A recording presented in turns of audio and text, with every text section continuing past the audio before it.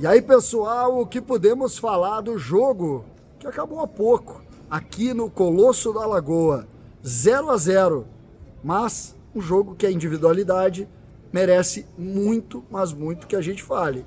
Portanto, o lado bom e o lado ruim, porque tem o que falar, tanto de um lado quanto de outro. César Cidade Dias falando de Grêmio aqui no YouTube, papo de gremista pra gremista. O 0-0 da noite aqui em Erechim, ele pode ser visto como um jogo ruim, um jogo com chuva, um jogo de pouco público, um jogo que teve muita disputa e muitas vezes dificuldade técnica, dificuldades coletivas também. O adversário do Grêmio hoje não é à toa que está na zona de rebaixamento e não é à toa também que vai brigar até a última rodada para escapar. É um time que está com muitos problemas e a gente viu isso nessa noite. O Grêmio, que fez a opção por jogar com um time reserva, de alguma forma também precisa dizer que enfrentou problemas. Tecnicamente é um time que deixou muito a desejar em muitos pontos. Jogadores que vieram aqui para mostrar alguma coisa acabaram afundando. E isso fez com que o Grêmio nivelasse por baixo o enfrentamento com o Ipiranga de Erechim. Por outro lado, alguns jogadores se destacaram demais.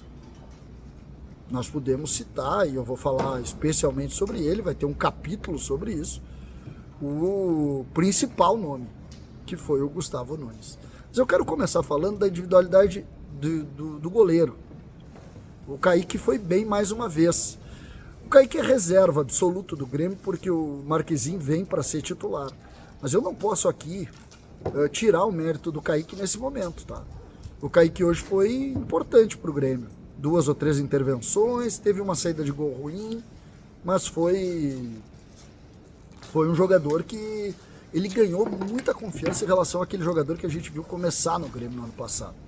E aqui vai também a nossa tranquilidade com relação ao que o Grêmio apresenta para um goleiro reserva, que no caso é o Kaique.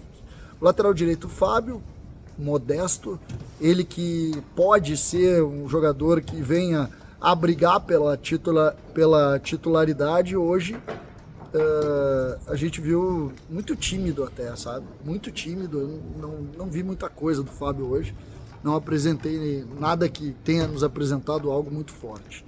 A zaga teve um Gustavo Martins seguro defensivamente, mas um jogador que apresentou problemas do ponto de vista de construção, de saída de jogo, tecnicamente ele não foi bem, mas ele foi um zagueiro muito seguro na bola aérea e também nas disputas internas dentro da área.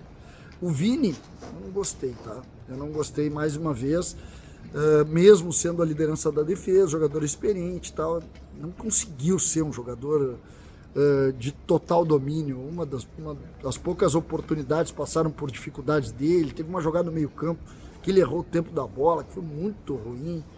Então, tenho sim preocupação ali. Na lateral esquerda, o primeiro tempo e até a metade final do segundo tempo, nós tivemos o Wesley Costa. E ele foi bem. Ele deu suporte para o Gustavo Nunes, ele apresentou uma boa qualidade, ele foi bem. Aí é verdade também que o Zé Guilherme entrou depois, deu mais força para o lado ali. O Wesley já estava um pouco cansado, faltava pouco para acabar o jogo. Os dois volantes, o Ronald um pouco mais tímido, mas bem no jogo também. E depois Dodi, que mostrou que vai agregar, vai ajudar bastante. É um jogador que tem boa qualidade, é um jogador que é muito vigoroso, muito forte, brigou todo o tempo, lutou todo o tempo, quis todo o tempo. E eu considero ali uma boa notícia, tá? O Dodi é uma boa notícia. Na direita, na linha de 3, jogou o Galdino. Muito mal. As pessoas vão esquecer que o Galdino jogou. Por dentro jogou o Natan Pescador. Muito mal. Mas muito mal. Jogador que não... Olha, parece não ter entrado no Grêmio ainda. Não tem entendido o espírito do Grêmio. O centroavante foi o André Henrique. Mal também. Tomada de decisão errada, matou contra-ataques. Foi mal o André Henrique, tá? Aqui eu quero também levantar uma situação que me parece importante da gente levantar, tá? O André Henrique, ele é verde. E ele tem que ser entendido assim. O Renato dizia assim, eu tenho que ensinar muito ele. E o Renato tem razão. Nesse momento o Renato tem razão. O André Henrique, o torcedor precisa ter muita calma com ele tem muita coisa para aprender. Ele não é um jogador de base do Grêmio, com toda a força da base do Grêmio, ele é um jogador lá do interior de Santa Catarina. Então ele tem muito que aprender. E hoje ele mostrou fragilidades. O André Henrique, por exemplo, ele não tem nenhuma conclusão a gol, eu acho. E na esquerda o Gustavo Nunes, que é a grande notícia da noite. O Gustavo Nunes é um jogador diferente. Nós estamos falando de um menino de 18 anos de idade, que fez todas as jogadas do Grêmio, todas as jogadas perigosas passaram por ele, e que o fato dele ter construído tudo isso nesse momento indica que ele tem um futuro gigante pela frente. Gigante. Menino, olha, eu não lembro de um jogador do Grêmio ter estreado com a naturalidade que ele estreou com 18 anos de idade. Lembrando que o Everton não tinha essa naturalidade com essa idade, nem jogou, eu acho. O PP não jogou com essa idade. E tá aí ele com 18 anos, ele é mais novo do que o Nathan Fernandes. Então, sei, futebol, ele prega peças na gente, mas eu acho que nós estamos diante de um jogador que vai ser diferente. Ele vai ser diferente, ele vai apresentar situações diferentes do que a gente está acostumado.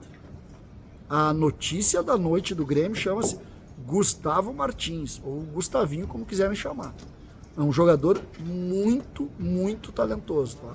Muito talentoso, um jogador que tem tudo para mostrar que, sei eu, vai ser, talvez ele seja titular esse ano ainda. Não sei se isso, mas pode ser titular. Depois disso, entrou pela direita, no lugar do Galdino, entrou o Rubens. Eu achei que não entrou tão bem, melhorou o time, né? Depois que o Rubens entra e que o Pedro Lucas entra, que também o Pedro Lucas merece um capítulo à parte, o Grêmio melhora, mas não o suficiente para ganhar o jogo.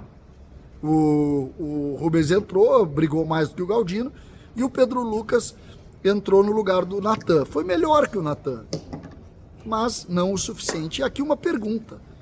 Há 2 meses atrás, o Pedro Lucas estava fora dos planos. Hoje ele entrou na frente de muitos que estavam ali. O Cheron, por exemplo.